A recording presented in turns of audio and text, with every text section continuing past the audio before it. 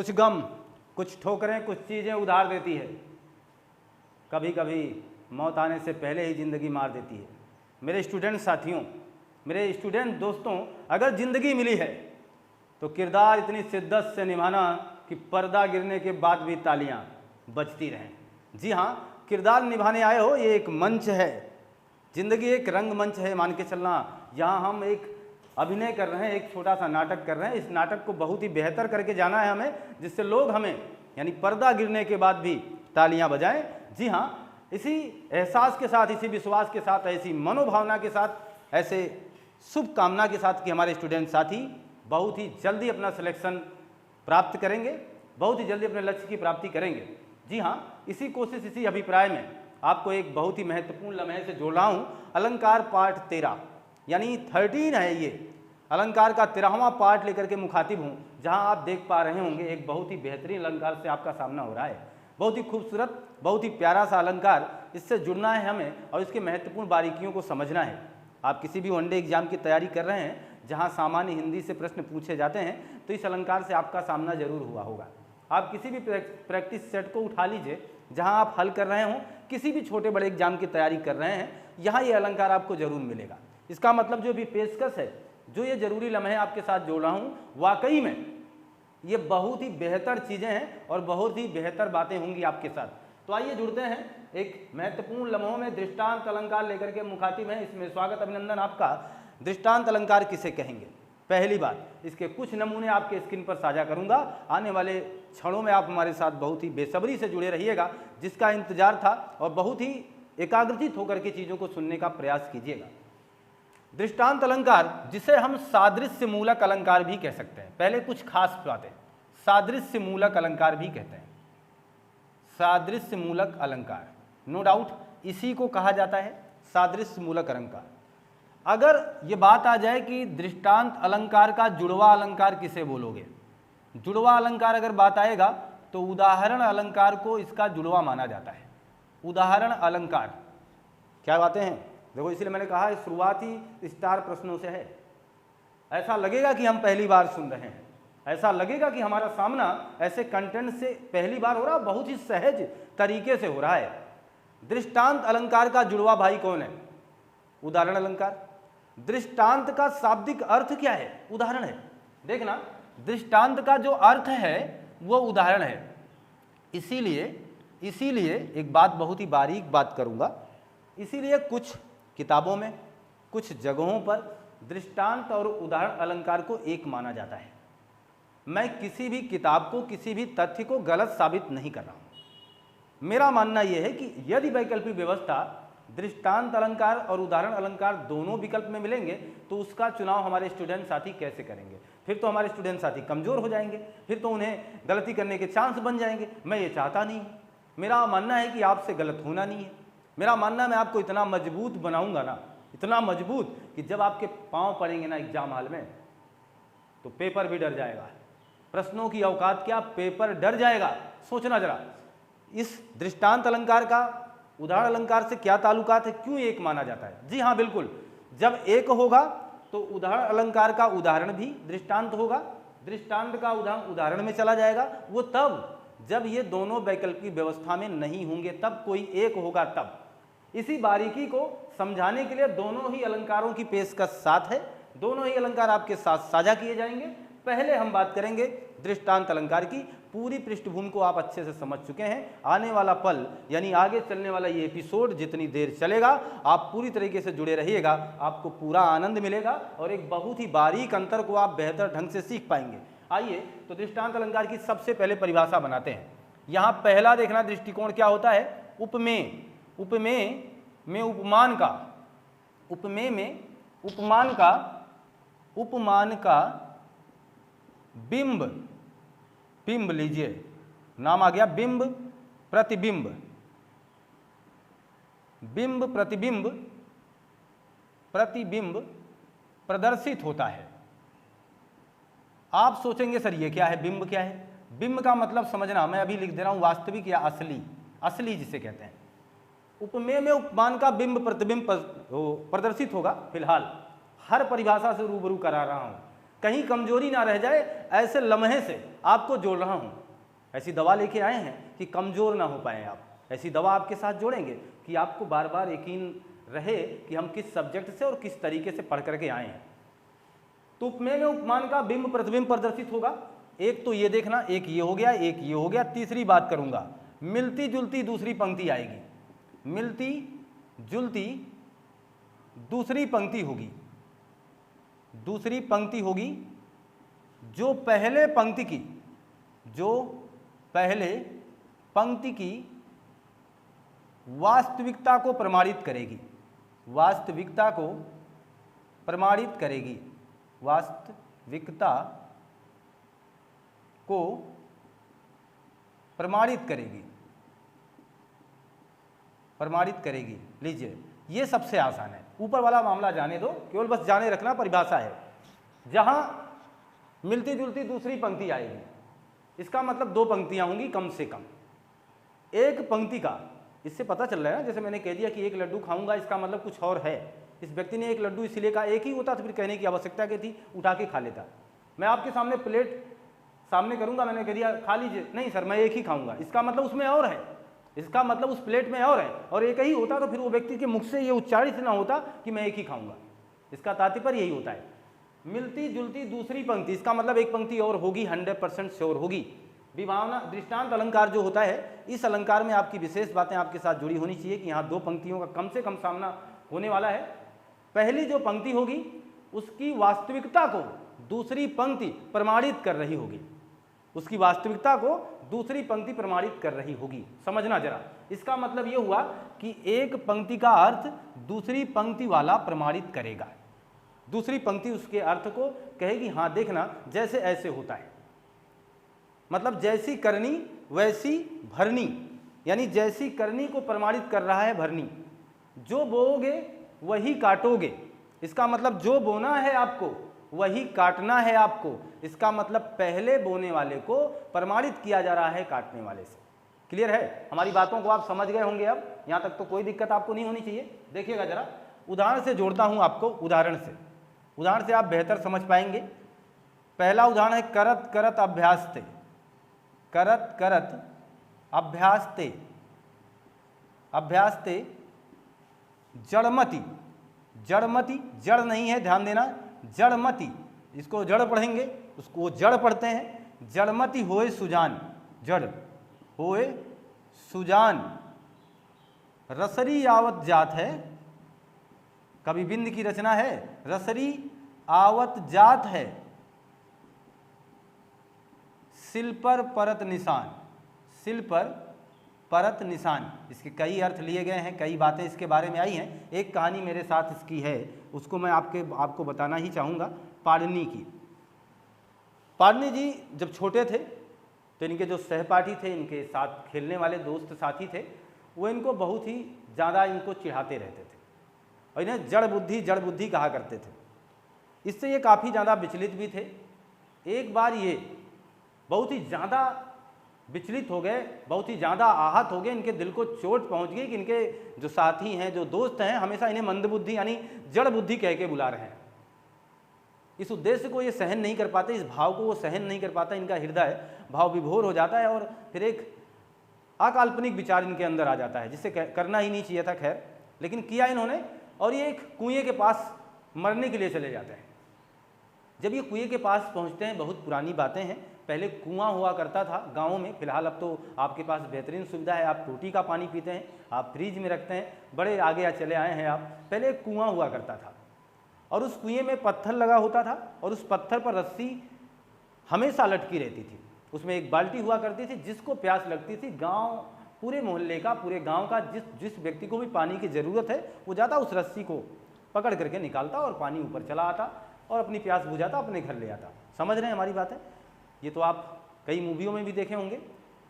पाणिनि जब उस कुएं के पास पहुंचते हैं, ये कूदने ही वाले थे, यानी छलांग लगाने वाले थे, इनकी निगाह उस पत्थर पर पड़ जाती है और उन्होंने देखा क्या, उस पत्थर पर, यानी इतने कठोर पत्थर पर लाइन पड़ गई है, यानी पत्थर घिस गया है।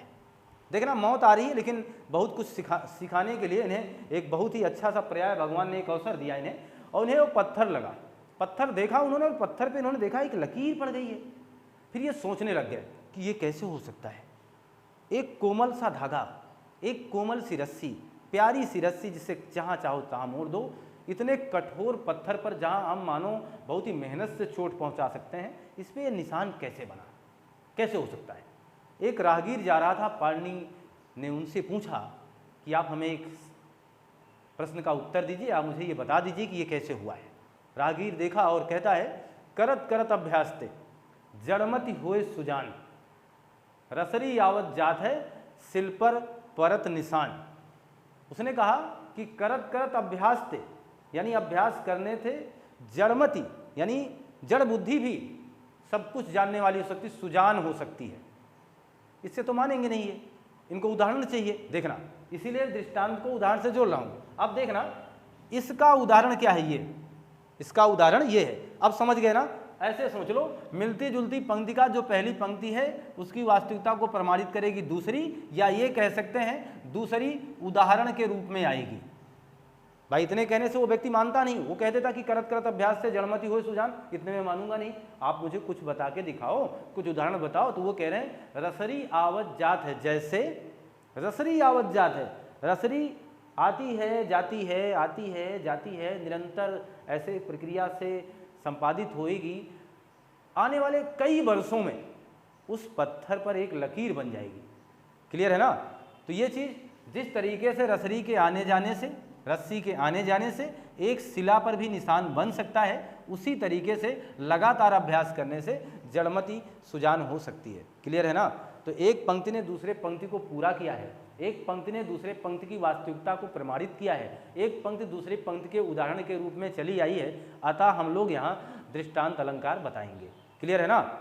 अब समझेंगे दूसरा उदाहरण। देखना, ये हो गया। अब हम बात करेंगे कन कन, कन कन, कन कन जोरे मन जुरे, कन कन जोरे मन जुरे, कन कन जोरे मन जुरे, और खावत, खावत निवरे सोए, खावत निवरे सोए, कनकन जोरे मंजुरे, खावत निवरे सोए, बूंद बूंद, बूंद बूंद ते घट भरे, ते घट भरे। आगे देखिए, टपकत रीतो होए। लीजिए, कनकन जोरे मंजूरे, कन जोड़ने से मन, मन का मतलब समझ रहे हैं, ये मन नहीं है, वो ये दूसरे मन की बात कर रहे हैं। मन एक पैमाना हुआ करता था, और अब तो आप किलोग्राम ऐसे हैं, पहले ज़माने में मन एक पैमाना हुआ करता था, कुछ अनाजों को जोड़ के एक मन माना जाता था। कह रहे हैं कनकन, थोड़े थोड़े जोड़ लेने से मन बन जाएगा। कनकन जोरे मन जुरे, खावत न्यूरो सोए, और जैसे जैसे खाओगे वो खत्म हो जाएगा, फिर धीरे धीरे समाप्त हो जाएगा। कनकन जोड़ोगे मन बन जाएगा, खाओगे समाप्त हो जाएगा, कोई बात नहीं, हो गया ना। जैसे उदाहरण दे रहे हैं, जैसे बूंद बूंद से, देखना उदाहरण है, पहली पंक्ति का व्याख्या है, वास्तविकता को प्रमाणित करेंगे। बूंद बूंद से घट भरे, जैसे बूंद बूंद से घड़ा भर जाता है। टपकत रीतो होए, लेकिन टपकने से खाली हो जाता है, कम हो जाता है। रीत का मतलब कम होता है, और टपकत रीतो होए, इसका तात्पर्य हो गया कि टपकने से वो फिर कम हो जाएगा। ये चीज था। आगे देखिएगा, अगर हम बात करें रहीमन, रहीमन असुआ नयन ढरी, ये बहुत ही प्यारा सा उदाहरण है। नहीं, रहीमन असुआ नयन ढरी, जिए दुख प्रकट करे, जिए दुख प्रकट करे, करे जाहि निकारो गेहिते, जाहि निकारो गेहिते, गेहि का मतलब घर, गेहिते कस न भेद कह दे, कस न भेद कह दे। समझना जरा इसका अर्थ। रहीमन असुआ नयन ढरी, जो दुख प्रकट करे। ऐसा कोई व्यक्ति हो, ऐसे किसी व्यक्तित्व से आपका सामना हो जिसको आपकी बातें चुभ जाएं, जिसकी हृदय तल में आपकी बातों से कष्ट पहुंच जाए, और ऐसा अगर होगा तो उसकी आंखों से आंसू ढर जाना, यानी बहने लगेंगे। तो ऐसा व्यक्ति जिसकी दुख प्रकट करने के लिए उसकी आंखों से आंसू बहते हैं, ऐसे व्यक्ति जिनके दुख में आंसू बहते हैं, जो दुख प्रकट करने के लिए, दुख को जताने के लिए अपनी आंखों से आंसू बहाते हैं, ऐसे व्यक्ति को अगर घर से निकालोगे ना तो कसन भेद कह दी, तो ऐसे व्यक्ति आपका भेद क्यों नहीं कह देंगे? कह देंगे, जाएंगे बाहर कह देंगे, क्योंकि वो आंसुओं से दुख प्रकट करने वाला है। ऐसे व्यक्तियों को बाहर निकालोगे तो वो काम का नहीं है, वो जाएगा जरूर आपका भेद कहेगा ना, किसी ना किसी से बोलेगा।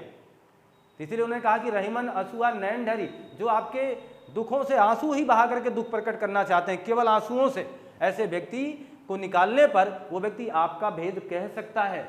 इस बात को ध्यान देना। तो पहले ने दूसरे को पूरा किया, पहली लाइन का उदाहरण दूसरी लाइन में दिखा हमें।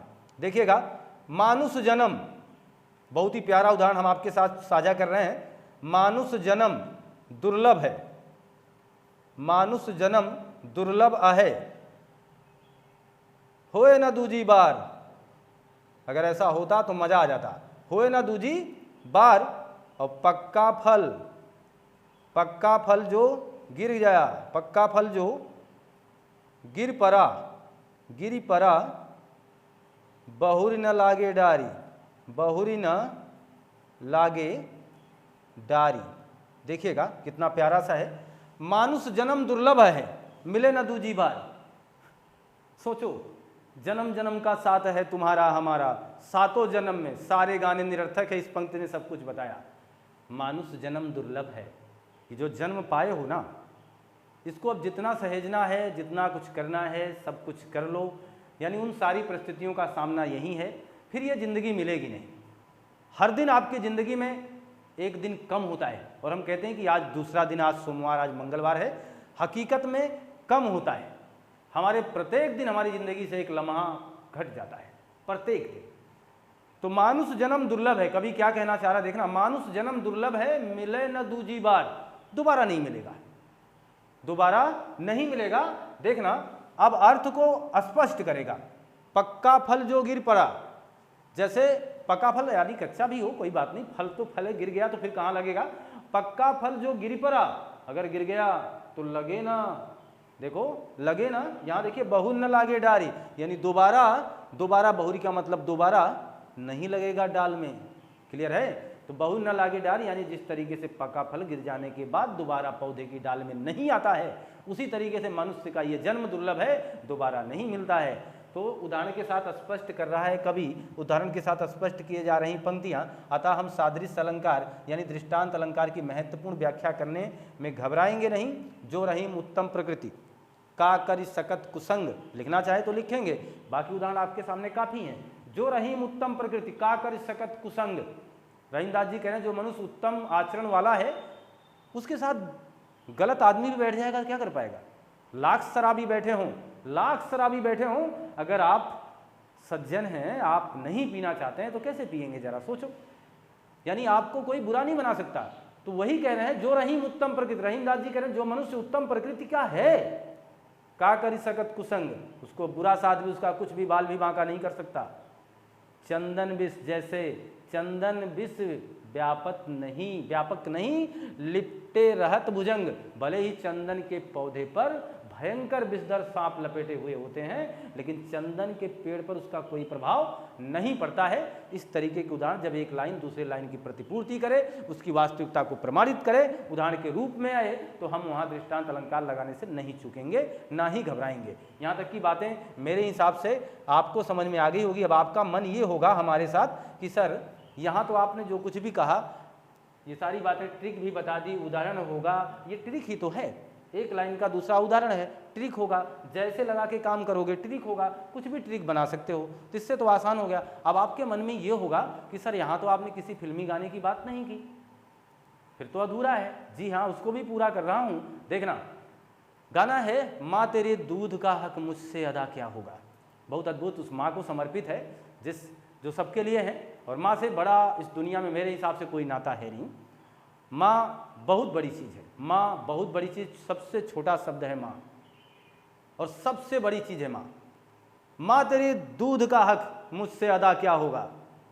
लाइन देखना, माँ तेरे दूध का हक मुझसे अदा क्या होगा।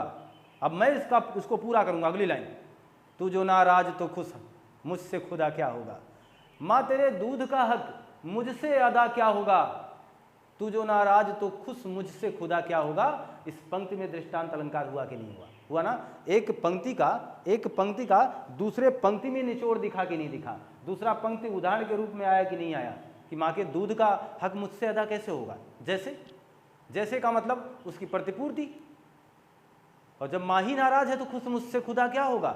इसका मतलब हुआ कि दूसरी लाइन ने पहली लाइन को बराबर समझाया है कि ऐसा ना करो, माँ तेरे दूध का हक वगैरह तुम अदा नहीं कर पाओगे, और माँ ही नाराज है तो तुम अपने खुदा को खुश नहीं कर पाओगे।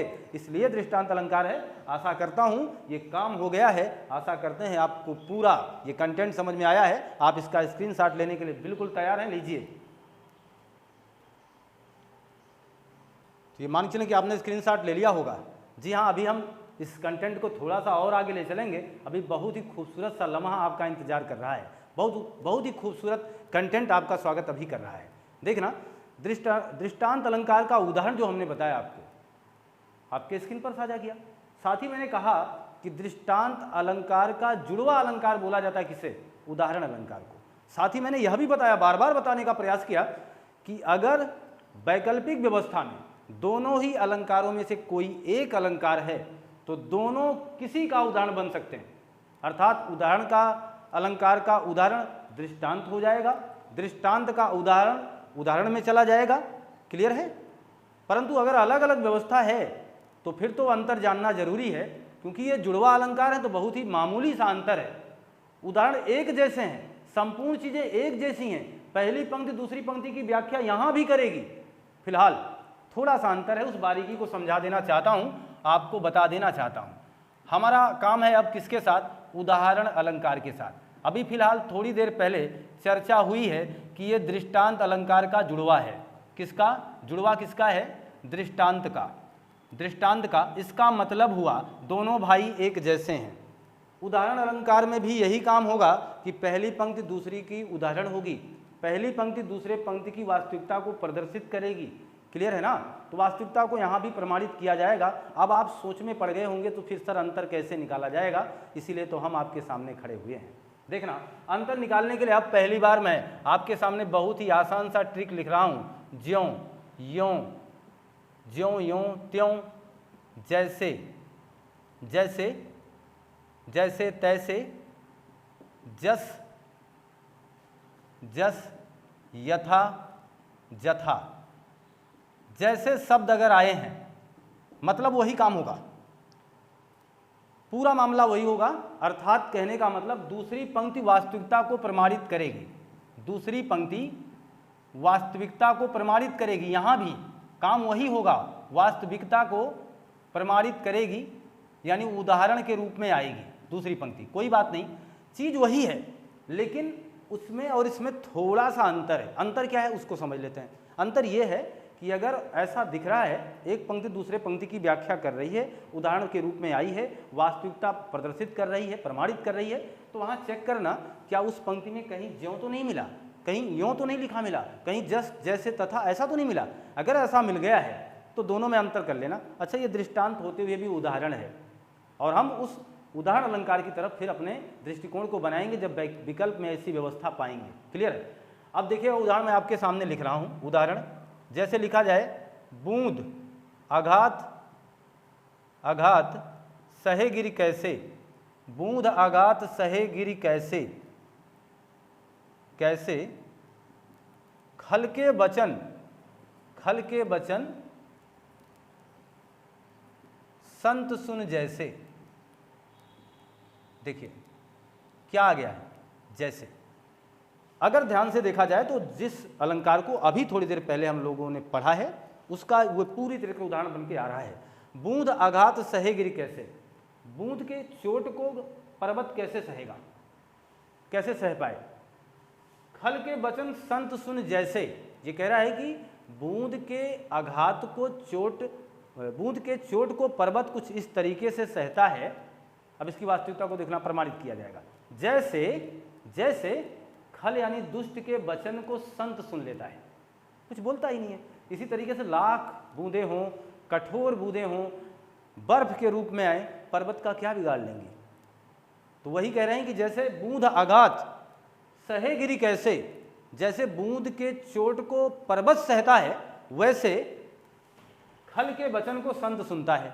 इसका मतलब दूसरे को प्रमाणित किया जा रहा है कि नहीं किया जा रहा है? इसका मतलब यहाँ भी दृष्टांत होना चाहिए। बिल्कुल है, दृष्टांत अलंकार। देखो मैं फिर भी कह रहा हूँ दृष्टांत अलंकार है, लेकिन यहाँ जब बारीक यह भी हमें विकल्प में मिल गया तो हमने देखा कि ओ दृष्टांत तो है, लेकिन ये इसका जुड़वा भाई है। जुड़वा का मतलब उदाहरण अलंकार है, क्योंकि यहाँ पर हमें क्या मिल गया है, जैसे बारीकी समझ गए होंगे। अब आप अगला उदाहरण देखिएगा, हम बात करेंगे यो रहीम। देखो यो आ गया शुरू में ही, यो रहीम जस होत है, यो रहीम जस होत है उपकारी के संग, यो रहीम जस होत है उपकारी के संग, बाटन वारी के लगे, बाटन वारी के लगे,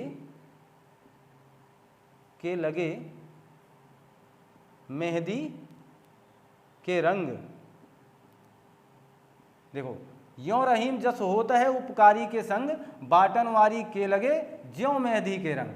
यहाँ ज्यों भी आया है, यों भी आया है, किसी भी तरीके से पकड़े जाएंगे ये। अर्थ समझिएगा, यो रहीम जस होता है उपकारी के संग। जस का मतलब सम्मान, उपकारी का मतलब अच्छे आचरण वाला व्यक्ति, उपकार करने वाला व्यक्ति।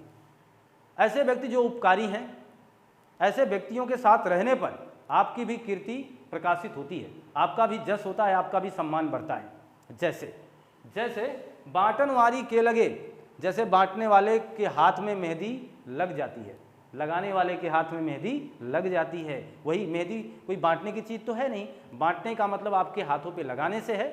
जैसे बांटने वालों के लगे मेहंदी के रंग, जो लगाएगा उसके हाथों में मेहंदी कहीं ना कहीं टच कर जाएगा। ये मामला है। तो ठीक है, एक दूसरे की वास्तविकता को प्रमाणित किया जा रहा है, साथ ही साथ हम अपने ट्रिक के माध्यम से इन्हें पहचानने के लिए भी अपना दृष्टिकोण बना चुके हैं। देखिएगा, सुख बीते दुख होत है, बहुत ही प्यारा सा उदाहरण है। सुख बीते दुख होत है, सुख बीते दुख होत है, दुख बीते सुख होए, दुख बीते सुख होए, दुख बीते सुख होए। अगला देखिएगा, दिवस गए, दिवस गए, दिवस गए ज्यों, ज्यों निस उदित। निस का मतलब रात, यानी चाँद उगाएगा। दिवस गए ज्यों निस उदित, और निस दिन दिवस न होत, निस दिन दिवस न होत, न होए। लीजिए, सुख बीते दुख होत है, दुख बीते सुख होए, यानी सुख के बाद दुख आएगा, दुख के बाद सुख आएगा, पक्की बात है, ये कंटिन्यू चलेगा। लेकिन जरूरी नहीं कि लगातार दुख बना रहेगा, लगातार सुख ही रहेंगे आप, ऐसा नहीं हो सकता है। ये जिंदगी है, दो लम्हों से जुड़ी है, एक तो सुख, एक तो दुख। सुख दुख थोड़े ज़्यादा हैं, सुख थोड़े कम। जिंदगी में आप देखो, अभी एहसास करके देखो, दुख का पल्ला भारी पड़ जाएगा। दुख थोड़े ज़्यादा हैं और सुख थोड़े थोड़े कम, है ना। यहाँ देखना, सुख बीते दुख होत है, दुख बीते सुख होए, लेकिन कोई भी चीज़ अस्थाई नहीं रहेगी, कवि का मानना यह है। जैसे उसका वो प्रमाणित करेगा आप, दिवस गए जो निसुदित। जिस तरीके से दिन के जाने के बाद रात आ जाती है, जिस तरीके से दिन के जाने के बाद रात आ जाती है, निस्दिन दिवस न होत। लेकिन परंतु कभी निस्दिन केवल दिन ही नहीं रहेगा, केवल दिन ही रह जाए ऐसा संभव नहीं है। तो वही बात है, हमेशा दुखी रह जाए आप, यह भी संभव नहीं है, हमेशा सुखी रहें आप, यह भी संभव नहीं है। लेकिन यहाँ पर पहचाना गया है इस ज्यों से, और हमने इसे उदाहरण अलंकार का महत्वपूर्ण उदाहरण में शामिल करने का प्रयास भी किया, हुआ भी है। आगे देखिएगा, अगर हम कहते हैं कि ऐसे तमाम उदाहरण जो हैं जिन्हें हम जैसे करके समझ सकते हैं और जैसे करके देखते भी हैं, आशा है हमें कि ये कंटेंट अब आपको दिक्कत नहीं करेगा। तो बहुत ही ज़्यादा उदाहरण जोड़ लेने से कोई मतलब नहीं है, दोनों ही अलंकार एक ही हैं, दृष्टांत भी और उदाहरण भी। फिलहाल समझना, दोनों विकल्प में आ गए तो इसी से पहचान कर लेना। ये जो ऊपर हमने लिखा हुआ है, इसी से इसकी पहचान कर लेना। अब आपके दिमाग में आएगा, सर हर जगह आपने गाना बताया हुआ है, फिल्मी गाना। वो स्टूडेंट साथी जो बहुत ही आसानी से जल्दी से भागना चाहते हैं, उनके लिए गाना है, ऐसे तेरे बगैर जिए जा रहे हैं हम, ऐसे तेरे बगैर जिए जा रहे हैं हम, जैसे कोई गुनाह किए जा रहे हैं हम।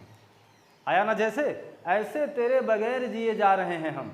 अब इसको प्रमाणित करूंगा इस लाइन को कि कैसे जी रहा हूं। देखना, ऐसे तेरे बगैर जिए जा रहा हूं मैं, जैसे कोई गुनाह किए जा रहा हूं मैं। लाइन है ना प्यारी सी, ये गाना आपको ये समझाएगा, ऐसे तेरे बगैर ऐसे तेरे बगैर जिए जा रहे हैं हम, जिए जा रहे हैं हम। देखना, ये तो लाइन हो गई। अब इसको प्रमाणित करेगा कि कैसे जी रहे हो, मेरे बगैर कैसे जी रहे हो, सोचो। देखना, तो प्रमाणित कर रहा है कि जैसे, जैसे आ गया ना, मैंने पहले भी कहा है अगर आएगा तो उदाहरण अलंकार होगा। साथ ही साथ ये ध्यान देना कि पहली लाइन का दूसरी लाइन वास्तविकता को प्रमाणित कर रहा होगा, इस बात पर विशेष ध्यान देना। जैसे कोई गुनाह किए जा रहे हैं हम, जैसे कोई गुनाह किए जा रहे हैं हम, जा रहे हैं हम। क्लियर? मुझे पूरा विश्वास है कि कंटेंट अब समझ गए होंगे आप, और अब नहीं समझेंगे तो कब समझेंगे, आप इसका स्क्रीनशॉट लीजिए। तो उम्मीद है, विश्वास है, पूरी उम्मीद, पूरा विश्वास है कि ये कंटेंट आपको बेहतर लगा। पूरा विश्वास है कि आप अब पूरी तरीके से दृष्टांत अलंकार, उदाहरण अलंकार के महत्वपूर्ण अंतर को समझ पाए। दोनों जुड़वा क्यों है, विकल्प का चुनाव कैसे करना है, सारी बातों पर मेरा फोकस अभी तक बना रहा, और सारी बातों को मैंने सहजता से आप तक पहुंचाने का बहुत ही बेहतर प्रयास किया है शायद। और अगर ऐसा हुआ है तो आपका लाइक, शेयर, सब्सक्राइब बनता है। दोस्तों को जोड़ना मत भूलिएगा, पढ़ना मत भूलिए, जोड़ना मत भूलिए, क्योंकि थोड़ा सा कार्यदायित्व निभाने की बात होती है। हमेशा अपने प्लेटफॉर्म से जाते जाते मैं आपसे एक निवेदन करता हूं कि लाइक, शेयर, सब्सक्राइब करना मत भूलिएगा। अच्छे लगे कंटेंट तो कमेंट भी करना मत भूलिएगा। जो जरूरी चीज़ें हैं कमेंट करिए, कैसे लगे हैं, कैसे इस कंटेंट को आपने समझा है। मिलते हैं हम आपसे नए कंटेंट में। आपका दिन शुभ हो। आपका बहुत बहुत धन्यवाद।